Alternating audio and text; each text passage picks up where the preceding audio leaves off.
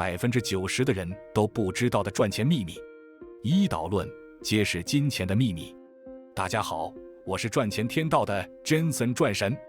今天我将揭露世界上90%的人都不知道的金钱秘密。这些秘密学校不会教，父母不会教，甚至一辈子也不会有人跟你说。要参透这些秘密，靠的是一个人的悟性和观察力。一旦你参透了，你会发现赚钱其实一点都不复杂，甚至可以很容易。二，为什么要听这些秘密？亲自实践的心得。在今天的影片里，不会有什么省钱、存钱或投资致富的技巧。今天要说的是我创业一路走来的心得，是我自己亲自实践过而得出的结论。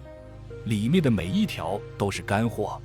如果你还在赚钱这件事上挣扎，甚至感到迷茫，那么今天的影片绝对可以帮到你。看懂了，绝对可以让你少走10年弯路。订阅频道，跟上脚步。如果你是第一次来到这个频道，欢迎你先订阅我们，并打开旁边的小铃铛。我每周都会免费分享富人圈里的资讯，让你用10分钟就能快速吸收财商思维，学会富人的行为模式。就算你再忙，也能跟上有钱人的脚步，确保你不会落后于别人。三，金钱是一种能量。错误的金钱观念。在金钱这件事上，很多人都犯了一样的错误，包括我也是。我以前一直认为，只要努力赚钱，然后把它们存进银行，那么我就会越来越有钱。但我错了。我发现，不管我多努力，我存在多钱，我依然无法拥有我想要的生活。富人的秘密。后来我开始认真去研究那些有钱人是如何积累财富的。我发现富人会变有钱，他们只做一样事情，那就是让钱流动起来。我们都知道，犹太人是最会赚钱的民族。以前有一位犹太财主，他把手上的钱分成3份给他的仆人，分别去保管和运用。他告诉他的3个仆人，一定要好好珍惜和管理自己的钱。1年后，他会再来看这3个仆人是如何处理这些钱的。3个仆人的故事。结果，第1个仆人用这笔钱开了一家工厂，生产一些产品出售。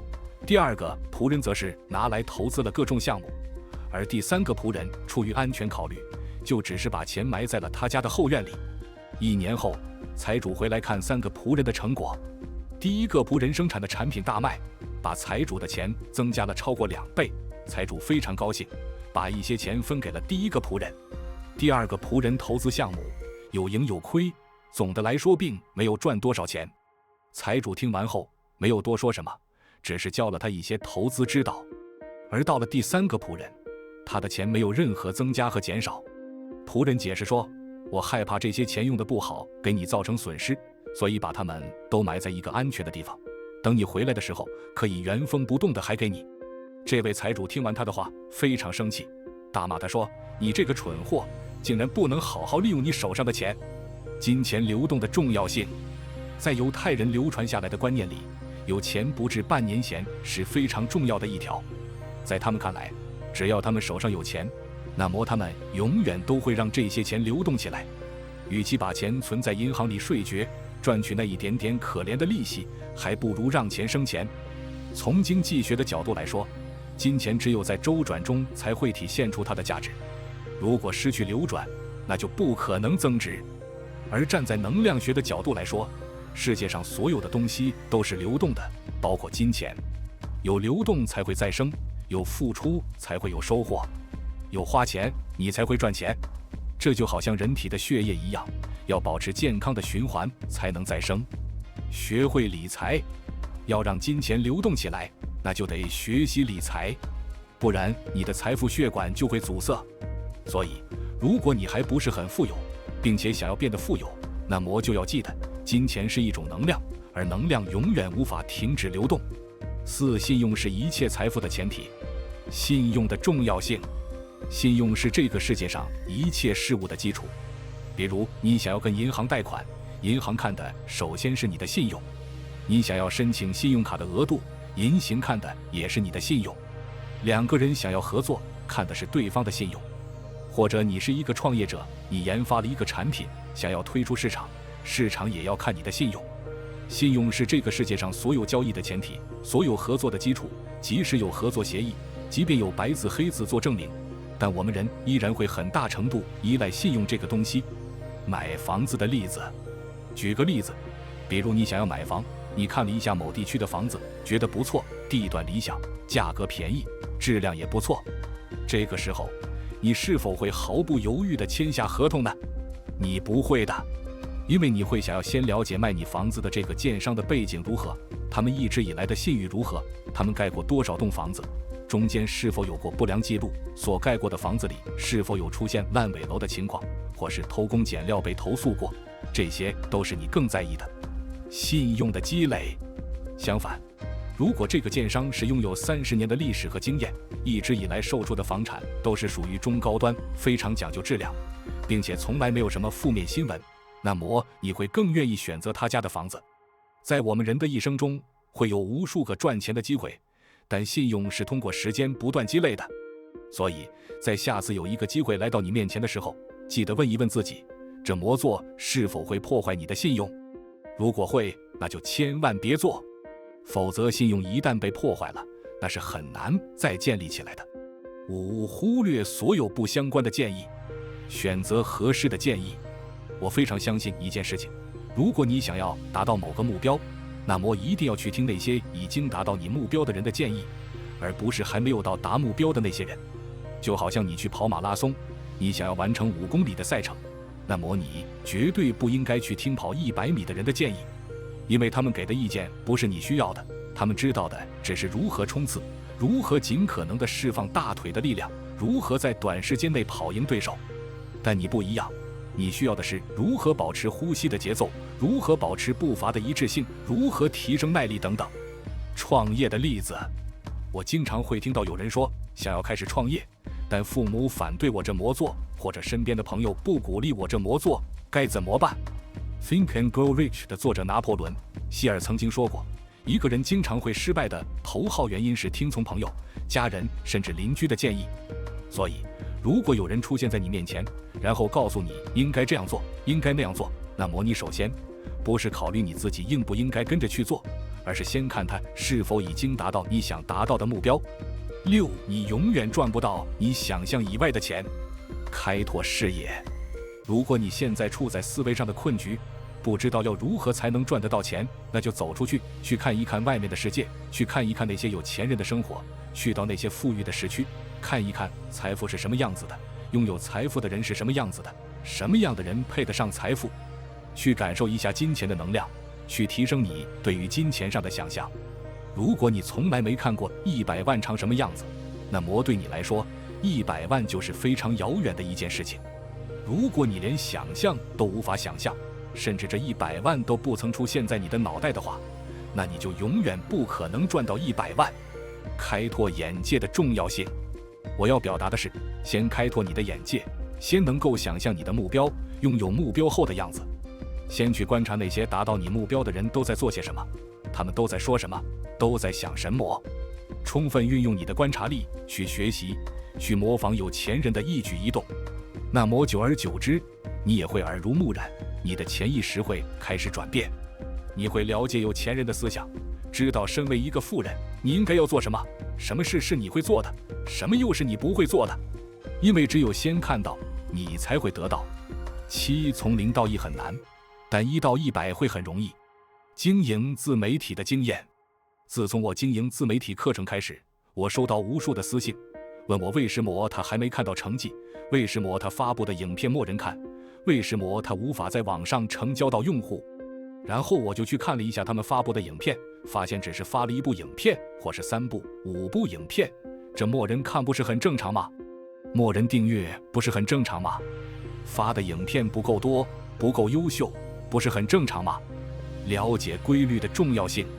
没有看到成绩，是因为你还没摸清这件事情的规律，而一旦你摸清楚了事情的规律，你就会发现，其实事情远远没有我们想象的那么复杂。赚第一个100万很难，但是第二个100万会很容易，而从200万到1000万则是容易得多。所以，如果你现在还没有在一个领域深耕，或者你只是刚开始某一件事情，那么记得一定要保持耐心，不要因为一时的挫折而认为自己已经失败了。8. 有忍耐力才能持续赚到钱。没有失败这回事，这个世界上从来没有失败这回事。你每一次的困难都是在让你变得更好。有些人可能会觉得这是鸡汤，但我们可以试着回想一下，你每一次完成某些成就之前，是不是都会经历比较大的困难和挫折？而你最后的成就，只是因为你克服了中间那些困难的结果。在中间的过程，你提升了你的能力、心态和思维，这就是过程。今天你所得到的任何结果，都只是明天的过程。如果你懂得了这个道理，你就会知道保持耐心有多重要，你才有能力克服这过程中的每一个挫折。9. 提升赚钱的速度。努力的速度。世上是没有天上掉馅饼这回事的，每一个结果都是通过努力获得的。但是努力的速度是可以提升的，得的确有更快赚到钱的人。那么这些人用的是什么方式？这些方式是否值得我们学习？是否是我们普通人能够学习的？适应变化，世界一直都在不断变化。过去适用的那些传统的方法，到了今天未必还适合我们。以前长辈告诉我们要上学，考个专业文凭，将来有个铁饭碗。但是到了今天，即使是铁饭碗，也依然可能被人工智能取代，依然会有失业的可能。AI、移动互联网、5G、新媒体、再生能源、生物科技，这些都是我们过去从来不曾看到过的，无时无刻都在颠覆我们过去的认知，提升认知的重要性。因此，如果用过去的认知来衡量今天的世界，是非常错误的。包括赚钱的方式也出现了极大的变化。今天不管你做什么，都一定有方法可以提升你赚钱的速度，而赚钱的速度则是跟你的认知提升速度相匹配。所以提升你的认知很重要。使注意力在哪里，钱就在哪里。你的注意力决定成就，这里分为2点。第一是你的注意力在哪里，你的成就就在哪里。第二是你能吸引多少人的注意力，你就能赚进多少钱。在我上学的时候，我非常喜欢玩游戏，甚至一度到了痴迷的地步。我一睡醒想的就是怎么过关，睡觉前的最后一件事也是在玩游戏。在这段时间，我的技术进步飞快，甚至到了可以去参加竞技比赛的地步。自我反省。后来我出了社会，我自我反省，为什么我工作了这么久，还没有成为百万富翁？为什么我的薪资和我理想的收入还相差那么远？然后我得出一个结论，那是因为我还没有找到一个会让我期待早起去做的事情，所以也才有了我后来的创业。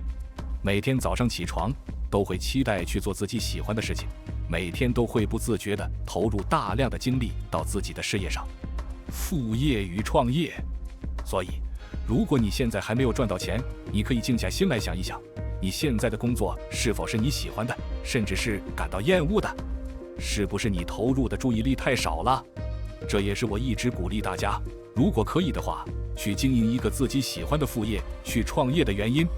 你把注意力投入到玩游戏上，那么你就是一个游戏高手；你把注意力投入到吃喝玩乐，那么你就是一个吃喝玩乐的专家；你把注意力投入健身上，那么你就是一个猛男或是美女。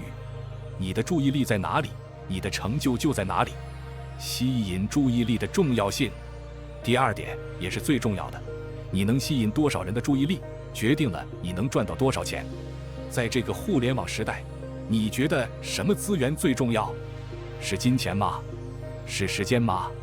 都不是，是人的注意力，这才是这个时代最稀缺的资源。大家都在关注什么，大家都在看什么，那里就有钱。因为大家关注的地方就有大量需求的存在，而有需求的地方就是巨大的商机。建立个人品牌。例如，有些人在网络上突然窜起来，为石磨一夜之间就变得很有钱了，那是因为他吸引了更多人的注意，而当那么多人注意到他，关注他，也直接给他带来了很多赚钱的机会。广告商会花费巨额的资金在他那里打广告，厂商会想让他帮忙带货，给他分成，而他自己的产品则得到了大量的曝光。带来了大量的变现。在这个互联网时代，我们都在追求曝光，而想要曝光，就需要你懂得如何吸引别人的注意力，懂得如何建立个人品牌，通过网络把你的内容大量传播出去，吸引流量并且变现。轻资产创业培训，我自己就有做了一个轻资产创业培训，讲的是如何从零开始建立你的个人品牌，并且透过个人品牌打造一个7位数的商业模式。如果有兴趣的朋友，可以点击描述栏的链接去报名。培训每周的名额都是有限的，先到先得。11. 延长你的时间线，目标设定与实际。即使我们前面说了要提升赚钱的速度，提升赚钱的效率，但是还是要给自己多一些时间，因为想要一夜之间变成富人，赚到100万是不切实际的。给自己的目标延长2年、3年，甚至5年，你会发现你会过得更开心，你会为自己每一年的进步而感到自豪，你会越来越有自信，你会变得越来越好。比尔·盖茨的智慧，我非常喜欢比尔·盖茨说过的一句话：人们总是高估了他们1年内能达到的目标，而低估了他们5年能完成的成就。我们都会很急于完成一些成就，但事实是，这些成就都是需要时间去解锁的。游戏与赚钱的类比，就好像玩游戏一样，在我们还不熟悉游戏操作之前，我们不可能连过5关斩6将，我们可能会在第1关挣扎，不断失败，然后又重来。到了第2关可能好一些，但还是会遇到很多的阻碍。但游戏越往后，你会感觉越上手了，越顺利了。建立能力与规律，在赚钱这件事上也是一样的。